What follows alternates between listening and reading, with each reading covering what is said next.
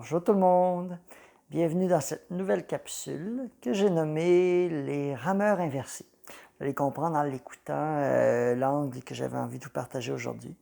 Mon nom est Simon Leclerc, ça me fait très plaisir de venir vous partager ces petites capsules que j'aime faire, une par mois peut-être, ou de temps en temps.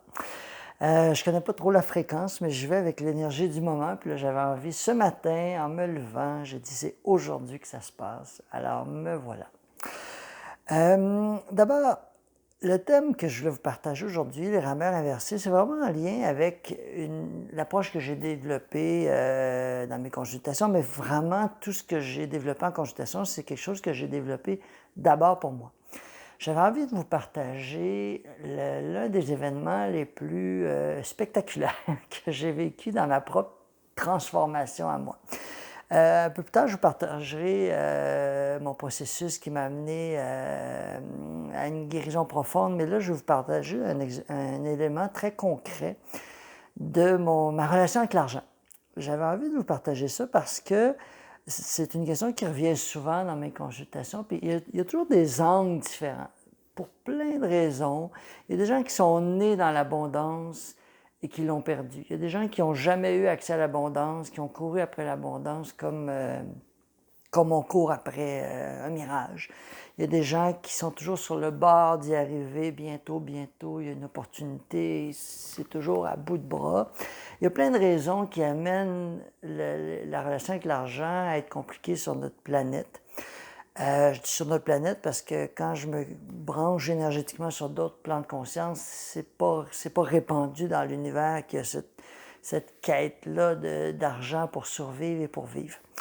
Je dis pour survivre, ça dépend dans quel état. En Occident, on est plus à vivre qu'à survivre, mais vous comprenez en même temps l'angle que je vais apporter. Donc, dans mon cas, je venais d'une famille abondante. J'avais un père qui gagnait bien sa vie. J'ai dans la cinquantaine et dans ma génération, c'était plus le père qui travaillait et pas la mère. Donc, mon père travaillait, gagnait bien sa vie. J'ai des frères on avait des passes de ski, on faisait du ski alpin, on avait une bicyclette, tout ça. Et quand j'ai eu 11 ans, il y a eu une faillite familiale. En fait, je dis familiale parce que c'est toute la famille qui l'a subi. Et mon père a tout perdu. Ma mère qui ne travaillait pas, on s'est retrouvés dans un petit chalet isolé, tout ça. Et moi, ça a généré beaucoup de honte. La honte d'avoir connu une forme d'abondance puis de la perdre. Tu sais. Et tout pour moi était devenu une référence à c'est honteux d'avoir tout perdu. Et mon émotion par rapport à cette honte-là, c'était qu'il ne fallait pas que ça paraisse. Je me disais toujours, il ne faut pas que le monde sache que j'ai tout perdu, tu sais, parce que je le prenais, j'avais 11 ans, mais c'était moi, c'est j'ai tout perdu. On a tout perdu, on n'a plus de valeur. Un autre aurait pu le vivre complètement différent. Je vous parle vraiment de mon expérience. Je ne dis pas que c'est comme ça que ça devrait être vécu, mais pour moi, ça a été géré à partir de la honte. Plusieurs années se sont écoulées, j'ai commencé ma vie professionnelle, j'avais une relative aisance financière, je gagnais relativement bien ma vie, j'avais mon salaire, j'étais sur le payroll, comme on dit, j'étais sur un salaire d'une compagnie et j'avais accès à du crédit. Et je ne comprenais pas pourquoi le crédit était d'une facilité. Là.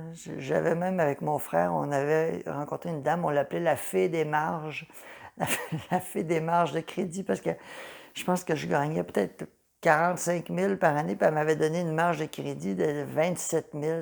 C'était démesuré. Ça n'avait aucun bon sens. Je comprenais pas. Je suis sorti de là, j'ai dit, je comprends pas pourquoi elle me fait autant confiance. Moi, c'était comme, si je mets ça demain matin, puis je m'achète un bateau à 27 000, je serais jamais capable de la rembourser. C'était clair pour moi. Mais je sais pas ce qu'elle a vu en moi, mais elle me donnait du crédit. Fait que là, j'avais monté une vie de crédit. J'avais du crédit là, partout. Puis mon émotion, c'était toujours de me dire, ah, j'ai toujours accès à de l'argent. C'est pas grave, j'ai de l'argent, puis ça va revenir, puis j'ai des placements. La compagnie où je travaillais, j'avais comme une collaboration, puis je pouvais peut-être avoir des placements. Donc je me disais, je vais avoir des placements, puis ça va revenir, puis à un moment donné, je vais tout payer ça. Sauf que ça venait jamais. Ça venait jamais, puis j'étais toujours sur le bord de bientôt. Et ça se plaçait jamais. Et la vie avance, j'ai toujours du crédit, je me démène à chaque fin de mois pour payer mon minimum, puis là, j'essaie d'en mettre un peu plus, mais il faut que j'en reprenne dessus, puis je prends de l'argent dans un compte, je le mets dans l'autre compte, puis je fais des triangles. C'était drôle de me voir aller.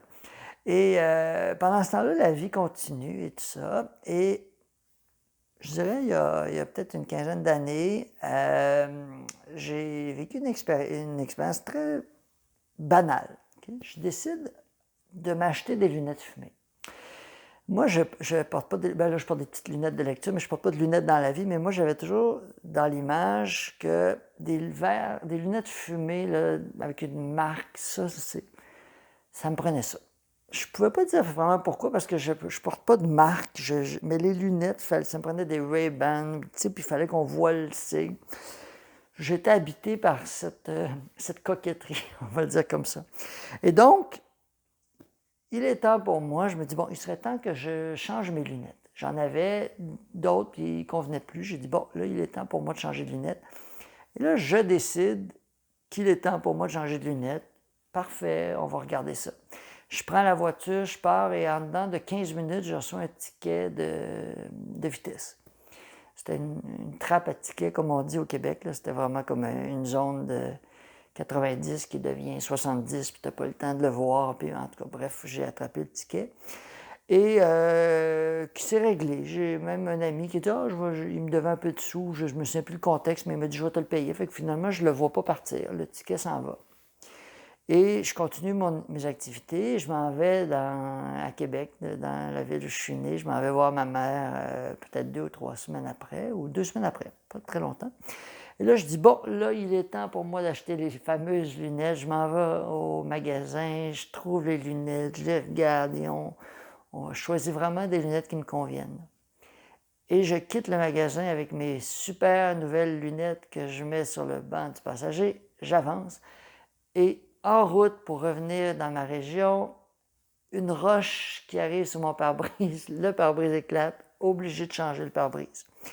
En fait, assez pour faire une réparation. Et là, je m'en vais régler cette histoire-là, je reviens à la maison, je me dis, qu'est-ce qui vient de se passer? T'sais? Et je voyais bien qu'il y avait un lien avec les lunettes, parce que je me disais, parce que je me souvenais que quand j'ai voulu acheter les lunettes et que j'ai attrapé le ticket, j'ai dit, hey, il n'est pas question que la vie m'empêche d'acheter des lunettes. Moi, c'était clair, j'achète des lunettes. Et là, je décide que j'achète des lunettes. Je retrouve un ticket, j'attrape un ticket. En fait, pardon, je veux acheter des lunettes, j'attrape un ticket, j'achète des lunettes, j'ai une roche dans mon pare-brise. Là, je dis, qu'est-ce qui se passe avec les lunettes? Et là, j'étais avec un ami à ce moment-là, puis je lui partage ça, puis je me dis, c'est drôle, les lunettes, je comprends pas pourquoi. Mais c'est le seul lien que je faisais. Tu sais, je voyais qu'il y avait une constance, comme deux roches, deux empêcheurs d'avancer qui arrivent en peu de temps, en lien avec des lunettes. Et là, je m'en vais à l'intérieur de moi, puis je dis, c'est quoi le lien avec les lunettes? Et là, Eureka, je me suis souvenu. À l'époque où on avait tout perdu, c'était aussi l'époque où, moi j'habitais dans une région où il y avait quand même des maisons très riches, plus loin derrière, pas la nôtre, mais plus loin derrière. Et c'était l'époque où les Vuarnet, si vous connaissez un peu, vous connaissez sûrement les Vuarnet, mais à cette époque-là, c'était des lunettes qui sortaient de nulle part, en plastique. Ça avait l'air des lunettes à 15 $, puis ils les vendaient à 200 $. Puis la marque était en gros. Et comme moi, je portais l'émotion de la faillite et d'avoir tout perdu, qu'il ne fallait pas que ça paraisse qu'on est pauvre, puis il faut garder de l'image. Et là, je vois une personne dans l'autobus de l'école, je me souviens très bien, passer avec des lunettes Vuarnet et tout en moi dit, OK, avoir des lunettes Vuarnet, c'est l'ultime accomplissement. Si j'ai des lunettes Vuarnet ou autres, ça ne paraîtra pas que je suis pauvre. C'est clair que j'ai réglé le problème. Et donc, tout en moi voit les lunettes Vuarnet comme étant l'ultime but à atteindre. Pourquoi? Pas pour aller vers mon but, pour camoufler mon émotion qui est, il ne faut pas que ça paraisse que je suis pauvre. Il ne faut pas que ça paraisse qu'on est pauvre, parce que pour moi, c'était comme si la famille venait de prendre un coup de massue. Donc, il ne fallait pas que ça paraisse qu'on est pauvre et les Vuarnais sont devenus ma solution, ma stratégie. L'âme, bien sûr, elle est ratoureuse, comme on dit au Québec. L'âme, elle sait c'est quand le moment. Je ne sais pas pourquoi. Pendant des années, j'ai acheté des lunettes tout en maintenant mon crédit, mais à un moment donné, pourquoi? Parce que c'était le moment. L'âme se dit, bon, il est temps de reprendre le dossier et de le ramener visible. Qu'est-ce qu'elle fait? Elle amplifie la mémoire pour faire en sorte que cette mémoire-là soit vue par la conscience. Donc, on part de l'inconscient et on le ramène à la conscience. Comme je le dis dans mon livre, l'inconscient ne parle pas à la conscience. En fait, je ne le dis pas comme ça, mais l'inconscient n'est pas « chère conscience, il faut que je te parle. Assis-toi, là, j'ai quelque chose à te dire. » L'inconscient va utiliser les pouvoirs magnétiques de l'âme et de l'univers pour attirer le contenu. En d'autres termes, la pensée inconsciente crée tout autant que la pensée consciente. Donc, l'inconscient va créer un scénario pour correspondre à sa réalité. Donc, qu'est-ce qui arrive? Moi, je décide d'acheter mes lunettes. L'inconscient dit, OK, les lunettes servent à camoufler la honte d'être pauvre. Même si, à ce moment-là, je n'étais pas pauvre, j'avais quand même des ressources, mais du crédit. J'ose même plus dire combien j'en avais à l'époque. Je pense que j'étais rendu à 45 ou 50 000. Ça n'avait aucun sens. Alors que je gagnais très peu. Je gagnais correct ma vie, mais pas pour avoir un crédit de cette ampleur-là. Mais j'avais à ce moment-là cette relation-là avec les lunettes où je me disais, les lunettes, c'est ma voie de sortie. Je le porte encore. Pourquoi je voulais acheter des lunettes Ray-Ban? C'est parce qu'à quelque part, il y avait une partie en moi qui disait « Non, moi, je mérite d'avoir des lunettes. » Comme on entend souvent. Là, moi, je mérite de me faire un cadeau. Donc, moi, je mérite d'avoir des lunettes. Sauf que le problème, c'est que cette émotion-là, je mérite d'avoir des lunettes, c'était, comme je le dis dans mes exemples, des confitures que je voulais mettre sur le pain de la honte de ma pauvreté.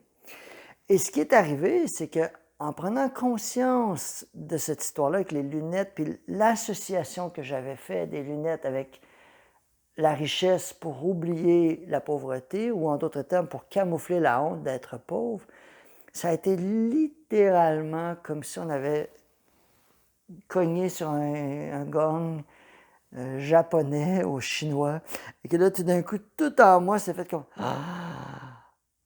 OK! » Là, j'ai compris. Qu'est-ce que j'ai fait à ce moment-là? Je me suis fermé les yeux, je suis allé profondément en moi, et là, je suis allé ressentir quoi? La honte. La fameuse honte. La honte d'être pauvre, d'avoir tout perdu. Pas les stratégies que j'avais développées. Parce que vous comprenez que les lunettes fumées, le crédit, c'était ma stratégie pour ne pas sentir mon émotion.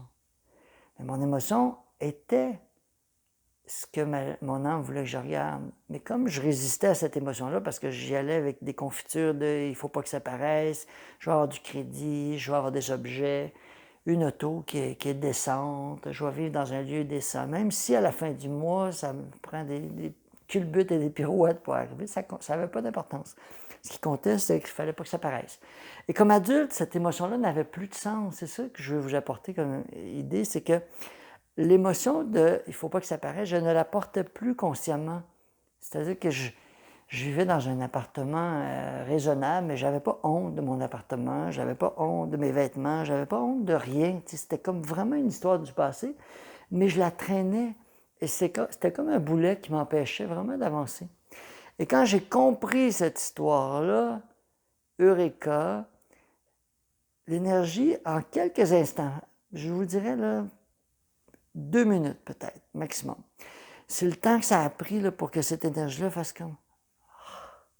Et l'ami avec qui j'étais, avec qui j'en avais parlé, qui est très sensible, a tout de suite chanté. Il dit, je ne sais pas ce qui s'est passé, mais il y a quelque chose qui vient de changer. Je dis, ben oui, j'ai compris pourquoi je voulais avoir des lunettes fumées, puis pourquoi ces lunettes fumées-là représentaient la solution pour oublier mon émotion. En tout cas, bref, vous avez compris. Et je veux surtout vous raconter la suite. Qu'est-ce qui s'est passé? À l'intérieur d'environ 1 an et demi, toute mon dossier s'est réglé financier. Je suis passé de moins 50 000 à plus 35. Je ne veux pas rentrer dans les détails de mes finances, là, mais à plus 35 en très peu, je dirais en 2 ans peut-être, 1 an et demi, 2 ans. Tout a basculé, les solutions sont arrivées, tout d'un coup, tout devenait possible. Et ça a été littéralement un life-changing, comme on dit en anglais, pardonnez-moi l'anglicisme.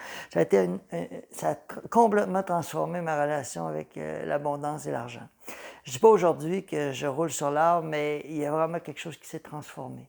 Si je vous raconte ça, ce n'est pas pour vous parler de moi, mais pour que vous compreniez l'impact des deux réalités à l'intérieur. Pourquoi j'appelle ma chronique Les rameurs inversés? C'est parce que à l'intérieur de mon canot, de mon bateau, il y avait comme deux personnes. Il y avait un qui disait « Moi, je veux atteindre l'abondance », puis il y avait un autre qui disait « C'est honteux d'être pauvre ». Et toi qui vas atteindre l'abondance, sert à éviter de ressentir ma honte. Et ces deux réalités-là, c'est comme deux personnes qui se mettent dos à dos, mais dans le fond, qui ont juste envie de se mettre face à face et de se regarder. Quand je vais faire le montage de cette vidéo-là, je vais vous mettre une image qui est particulièrement touchante de deux réalités des enfants. Je vais vous la mettre, vous allez la voir apparaître ici. Et cette image-là, qui représente les deux aspects d'une même réalité, qui veulent à quelque part se retrouver, mais les consciences s'éloignent. C'est-à-dire que moi, je ne voulais pas entendre l'autre aspect de moi, qui ne voulait pas non plus entendre ma quête d'abondance, parce que l'aspect de moi qui avait honte d'être pauvre ne voulait pas qu'on lui dise « Ben non, faites-en pas, bientôt on va avoir de l'argent ». Sa réalité, c'est la honte d'être pauvre. Il faut comprendre que c'est comme ça qu'on se coince en avançant dans la vie. On pense qu'on veut quelque chose, mais dans le fond, on met des confitures sur ce qu'on ne veut plus. On est coincé en dualité. Et mon travail que je fais avec les gens, c'est justement ça, c'est d'aider à remonter. Je voulais vous parler aussi de mon travail parce que mon rôle, en fait, l'énergie avec laquelle je collabore, que moi je l'appelle Dieu, vous l'appelez comme vous voulez, c'est l'énergie, puis c'est un aspect de Dieu. Vous aurez compris que je ne suis pas en train de dire que je parle à Dieu, là, mais je suis en relation avec une facette de Dieu qui collabore dans mes soins. Et cette énergie-là, elle m'explique toujours que quand on est dans cette dualité-là, il y a vraiment une stérilité. C'est comme si l'énergie divine me partage qu'elle ne peut pas nous rejoindre dans cette dualité-là. Dans cette dualité-là, tout ce qui se passe, c'est que c'est comme une partie de ping-pong. C'est deux réalités qui s'échangent et c'est comme si l'énergie de la 5e dimension ne se rend pas jusque-là. Bien sûr, l'énergie divine, elle est partout. Dieu est partout. Donc, il est aussi dans la dualité. Mais dans la dualité, la conscience de Dieu n'arrive pas à se manifester parce que ce n'est pas ce qu'on veut qui se crée, c'est cette dualité-là. Dans mon cas, je voulais des lunettes de fumée de l'abondance, mais je créais tout le temps l'inverse. Donc, dans la dimension dans laquelle on est, si on ne comprend pas le concept de la dualité, on est juste à répéter l'expérience. On n'arrive jamais à créer sa réalité, on est juste à mettre des confitures sur ce qu'on ne veut plus, puis finalement, on l'attire avec nous, on l'amène dans les valises, partout où on va.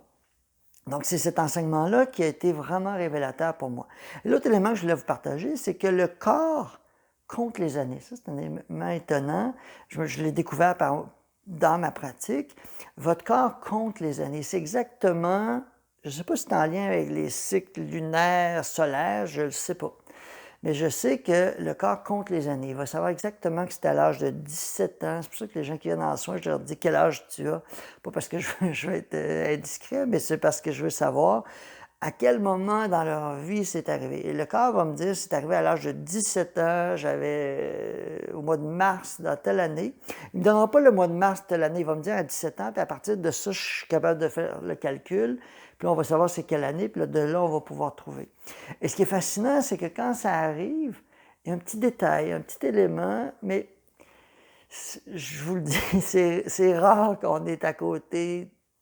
Je ne suis pas plus fin, là, c'est pas ça, mais cette énergie-là compte les années. Alors moi, je fais juste me brancher sur le corps et c'est pas parce que je l'ai l'affaire, là, mais le corps est merveilleux. Il se souvient exactement du moment où c'est arrivé. Il se souvient du moment où j'ai pris l'inscription et je l'ai vraiment inscrit en moi. Il y a bien sûr tout le monde émotionnel qui va teinter. Dans mon cas, c'était l'émotion de la honte, mais il y a aussi les conditionnements, les croyances. Je le décris bien dans le livre. Les conditionnements, les croyances vont aussi influencer. C'est-à-dire que si je décide qu'il faut que je prouve ma valeur, par exemple, il faut que vraiment que le monde sache que je suis quelqu'un, là, puis c'est donc important. Pourquoi? Parce que mon émotion, je ne dis pas que c'est ça pour tout le monde, mais si c'est ça, parce que mon émotion, c'est je vaux rien, je n'ai pas de valeur, je ne suis pas une bonne personne. Ça, étonnamment, c'est quelque chose qui sort souvent dans mes soins. Je ne suis pas une bonne personne. Et moi, ce que je fais, c'est que quand la personne me dit, moi, Simon, j'aimerais qu'on travaille sur, je ne sais pas quoi, là, je veux m'ouvrir dans ma relation avec l'intuition, par exemple. Puis là, je vais prendre mon antenne, puis je vais demander, est-ce que tous les corps énergétiques sont alignés à la même place? Est-ce que le corps physique, il va me dire oui, le corps émotionnel, non. Ou le corps mental. On va savoir à ce moment-là si c'est le corps mental ou le corps émotionnel, ça me dit des informations différentes. Si c'est le corps mental, par exemple, on va savoir qu'on est plus dans le monde des croyances et des conditionnements.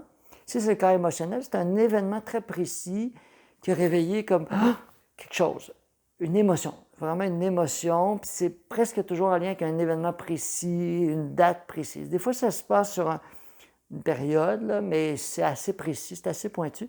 Et à ce moment-là, on va pouvoir savoir qu'est-ce qui s'est passé avec la belle-mère, la cousine. Des fois, c'est juste quelqu'un, l'énergie va me dire, ben va voir la cousine, par exemple. Là, je dis, ben parle-moi de la cousine. OK, on trouve, mettons, la cousine Magali. OK, parle-moi de Magali. Ah, Magali, elle a vécu telle chose, elle s'est fait abandonner à cette époque-là par un mari. Puis là, des fois, on va juste prendre le thème, par exemple, l'abandon. Et là, l'énergie va me dire, ben retiens l'abandon, puis oublie Magali. Ou des fois, on va dire, garde Magali, parce qu'elle a quelque chose qui représente le soin ou qui cherche à être révélé. Et ce qui est fascinant dans l'énergie, c'est que cette énergie-là, elle est vraiment omnisciente. Elle sait tout. Tu sais. Moi, je n'ai pas accès à tout, je vous rassure, mais l'énergie avec laquelle on collabore a accès à tout.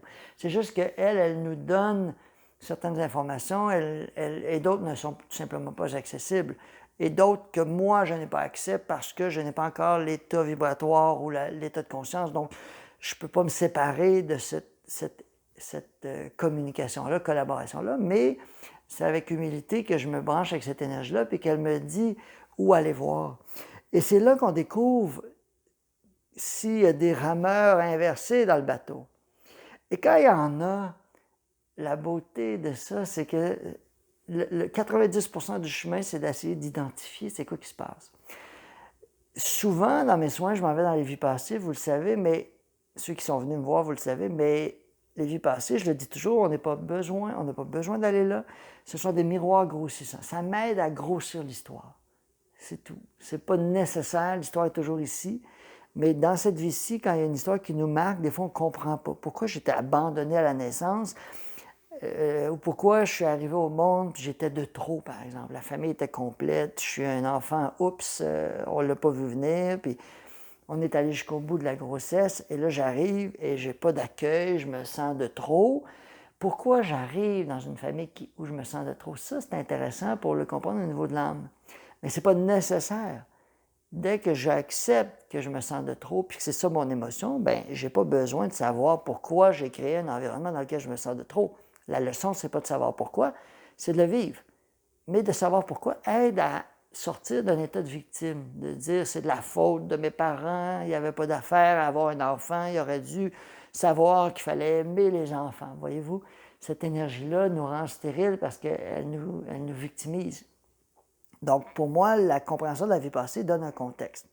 Mais si je reviens à mon histoire, on pourrait dire que le rameur inversé dans cet exemple-là, c'est il y a une partie de moi qui se sent mal accueillie, je suis toujours de trop, par exemple. Et cette partie-là, si je ne l'écoute pas, qu'est-ce que je vais faire? Je vais développer des stratégies pour me sentir accueilli. Mais si je développe des stratégies pour me sentir accueilli et que je suis en dualité avec l'autre aspect, invariablement, je vais aller dans des endroits où je vais toujours me sentir de trop. Et là, je vais développer un mécanisme qui va peut-être être, je m'isole, ermite. J'aime ça, m'en aller dans ma grotte. Et tout ça, en soi, je trouve ça intéressant que quelqu'un ait envie d'aller dans sa grotte. Là, moi, je suis le premier à le faire. Sauf que aller dans sa grotte ne veut pas dire se couper du monde, veut juste dire d'avoir des moments Puis le mot grotte est peut-être pas représentatif, je ne parle pas d'aller s'isoler, mais d'avoir des moments de retrait. Je pense que ça, c'est fondamental, apprendre à contempler, à méditer, à aller voir quels sont nos enjeux, à rester avec soi.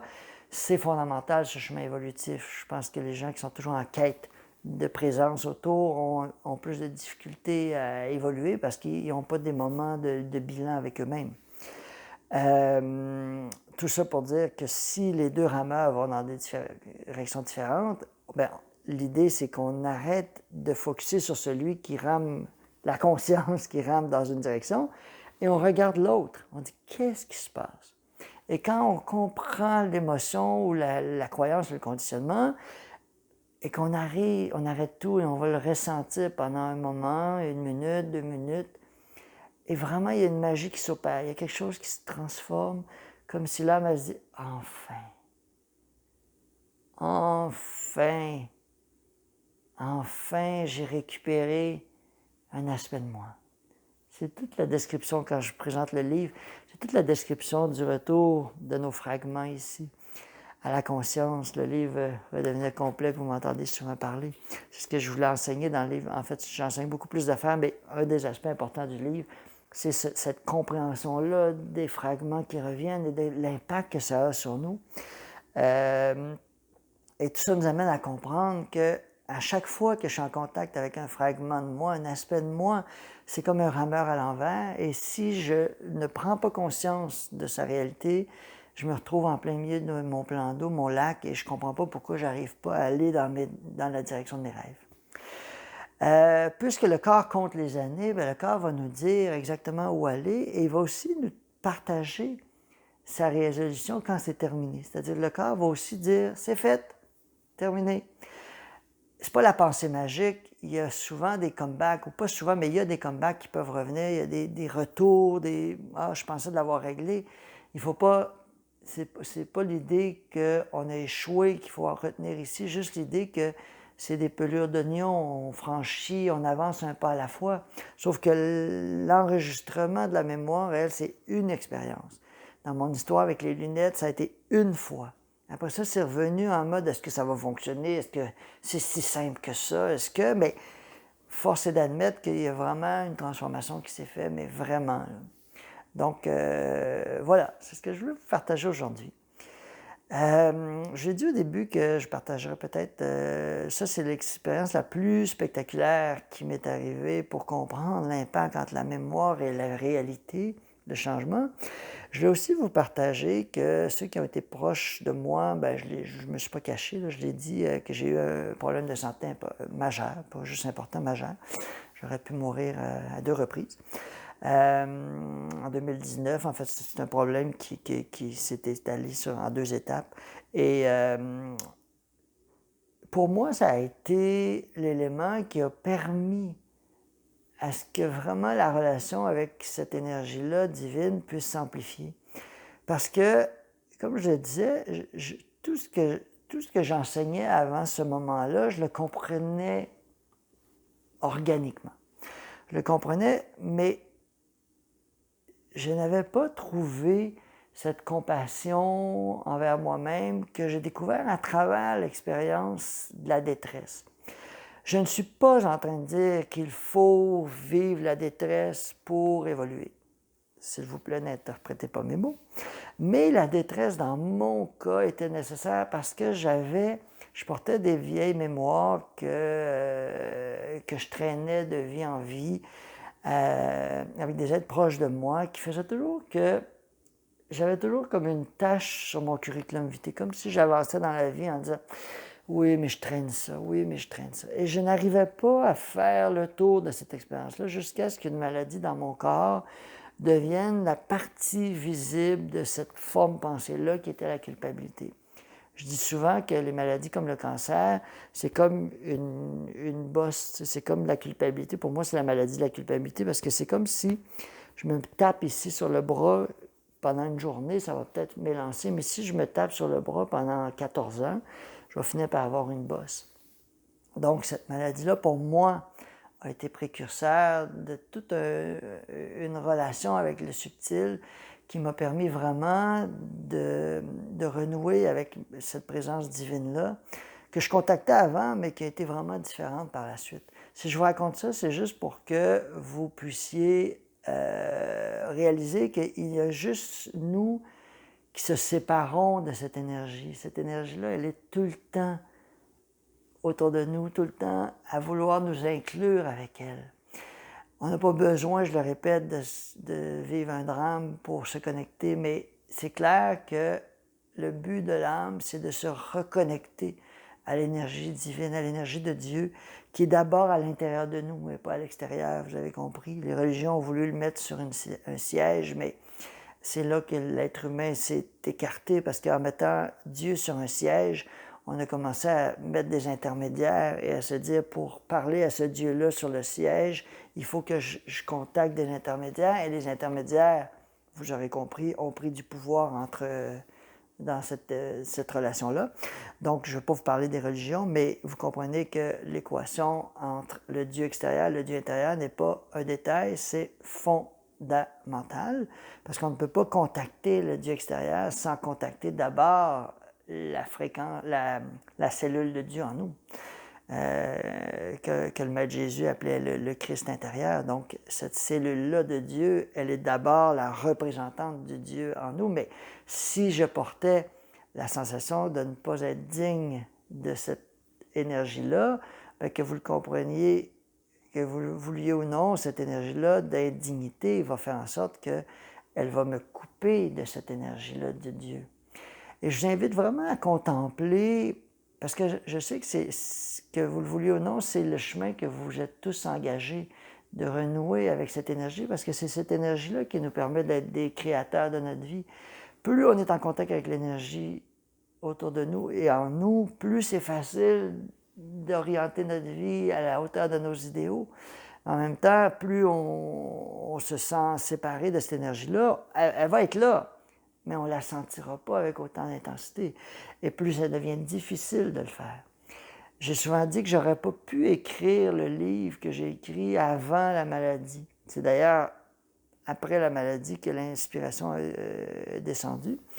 Mais je n'aurais pas pu l'écrire avant parce que je n'avais pas cette compréhension-là de l'amour que j'ai pu partager dans le livre, de l'amour de soi, de l'amour de l'autre et de l'amour de nos fragments orphelins. Donc, j'avais envie de vous rappeler ça, parce que cette base d'amour-là envers vous-même, c'est vraiment ce qui va permettre à toute